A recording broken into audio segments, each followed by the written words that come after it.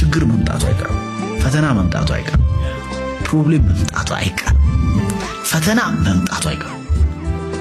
ለሱ የምትዘጋጅበት ልክ ነው ፈተናው አንተን እንዲሰብርህም እንዲሰራህም የምታደርገው።